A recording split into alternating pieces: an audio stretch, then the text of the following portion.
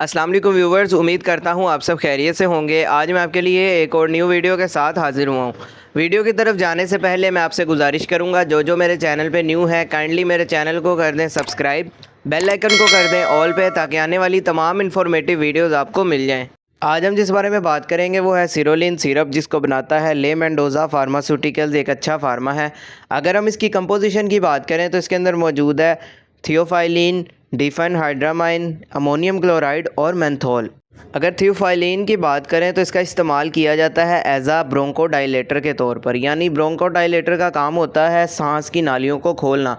अगर किसी वजह से हमारी सांस की नालियों में कोई सोजिश वगैरह अगर हो जाती है तो ऐसी कंडीशन में इसको सोजिश को कम करने के लिए इसका इस्तेमाल करवाया जाता है।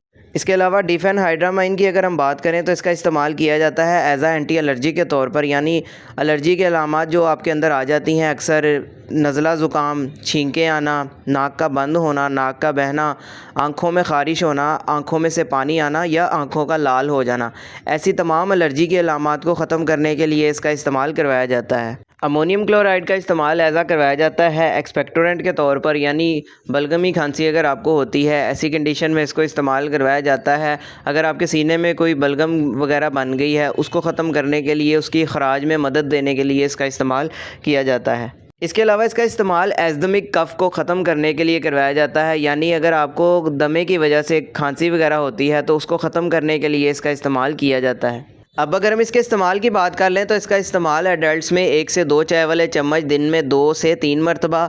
इसके अलावा जो बच्चे हैं उनमें इसका इस्तेमाल 7 से लेकर 12 साल के बच्चे में इसका इस्तेमाल आधे चाय वाला चम्मच या 1 चाय वाला चम्मच दिन में 2 से 3 मरतबा। इसके अलावा अगर आप इसका इस्तेमाल करना भी चाहते हैं तो सिर्फ़ अपने डॉक्टर के मशवरे के साथ इस्तेमाल करें, ताकि बाद में आपको किसी भी किस्म का साइड इफ़ेक्ट देखने को ना मिले। अब बात कर लेते हैं इसके साइड इफ़ेक्ट्स की। तो इसके साइड इफ़ेक्ट्स में आपको गनूदगी हो सकती है, चक्कर आ सकते हैं, सर आपका भारी हो सकता है, उल्टी मतली की कैफियत हो सकती है। तो अगर आप ड्राइविंग वगैरह करते हैं या इसके अलावा कोई हैवी मशीनरी के ऊपर काम करते हैं तो उस दौरान इस सिरप का इस्तेमाल ना करें। तो मैं उम्मीद करता हूं कि आपको आज की ये मेरी वीडियो पसंद आई होगी। वीडियो अगर पसंद आई हो तो वीडियो को लाइक लाजमी करें, शेयर करें और चैनल को सब्सक्राइब लाजमी करें, ताकि आने वाली तमाम इन्फॉर्मेटिव वीडियोज़ आपको मिलती रहें। वीडियो के हवाले से कोई सवाल हो आप कमेंट सेक्शन में पूछ सकते हैं। अपना ख्याल रखिएगा। अल्लाह हाफ़िज़।